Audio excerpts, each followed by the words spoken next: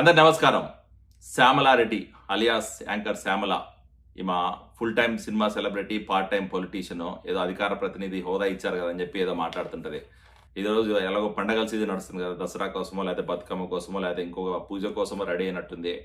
పనిలో పనిగా రెడీ అయినాం కదా అని చెప్పి జగనన్న మెప్పు కోసం 2 నిమిషాలు వీడియో చేసి బయట ఇచ్చేసి వెళ్ళిపోయింది వైఎస్ఆర్సీపీ నాయకులకి, వైఎస్ఆర్సీపీ సోషల్ మీడియాకి. అది తీసుకొచ్చి గొర్రెలు ట్రోల్ చేస్తున్నాయి.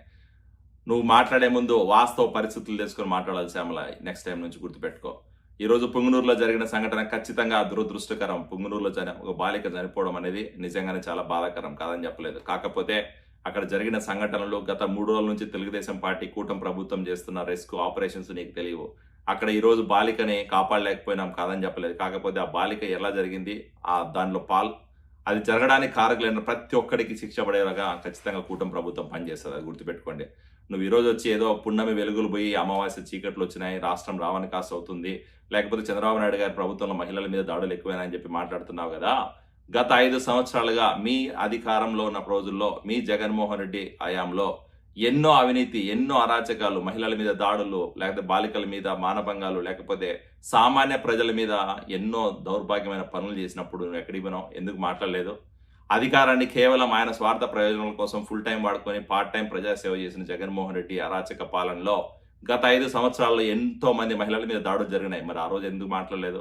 గత 5 సంవత్సరాల్లో మీ జగన్మోహన్ రెడ్డి హయాంలో లా అండ్ ఆర్డర్ని కంప్లీట్గా నిర్వీర్యం చేసి, లా అండ్ ఆర్డర్ని కేవలం ఆయన అవినీతి కేసుల నుంచి బయటపడడానికే, లేకపోతే వాళ్ళ బాబాయ్ మర్డర్ కేసు నుంచి బయటపడడానికో వాడుకొని ప్రజాసేవని కంప్లీట్గా నిర్వీర్యం చేసి రాష్ట్రాన్ని రావణ కాస్త నిజంగానే చేసిన రోజుల్లో నువ్వు ఎక్కడికి పోయినావు? ఆ రోజు ఎందుకు మాట్లాడలేదు? ఈరోజు జగన్మోహన్ రెడ్డి ప్రభుత్వంలో చేసిన తప్పులు, జగన్మోహన్ రెడ్డి చేసిన అవినీతి అరాచకాలు బయటపడుతున్నాయి. రాష్ట్రంలో ప్రజలు ఈరోజు మళ్ళీ నార్మల్ సామాన్య ప్రజలందరూ కూడా బతికే పరిస్థితి వచ్చింది. సామాన్య ప్రజలు, మహిళలు ఈరోజు స్వేచ్ఛగా బయట తిరుగుతున్నారు. నువ్వు చెప్తున్నావు మహిళలు అర్ధరాత్రిలో బయట తిరిగితేనే స్వాతంత్రం వచ్చినట్టుగానే. గత 5 సంవత్సరాల రాష్ట్రంలో చీకటి రోజులు ఉన్నాయి. గత 5 సంవత్సరాల రాష్ట్రం స్వాతంత్రం లేక, ప్రజలకు స్వేచ్ఛ లేక బయటకు వచ్చి మాట్లాడలేని పరిస్థితి. ఈరోజు స్వేచ్ఛగా బయటకు వస్తున్నారు, మహిళలు బయట తిరుగుతున్నారు. ఆడబిడ్డలు మళ్ళీ ఈరోజు వాళ్ళకి సంక్షేమం, వాళ్ళకి ఈరోజు ఫ్రీడమ్ వచ్చినట్టు ఫీల్ అవుతున్నారు. నీలాంటి వాళ్ళు హైదరాబాద్లో కూర్చొని రాజకీయం చేసేది, హైదరాబాద్లో కూర్చొని మాట్లాడితే మీకు వాస్తవాలు తెలియవు. ఒకసారి వచ్చి గ్రౌండ్లో రియాలిటీ తెలుసుకొని మాట్లాడు. పుంగనూరు సంఘటన మీద నిజాలు తెలుసుకొని మాట్లాడు.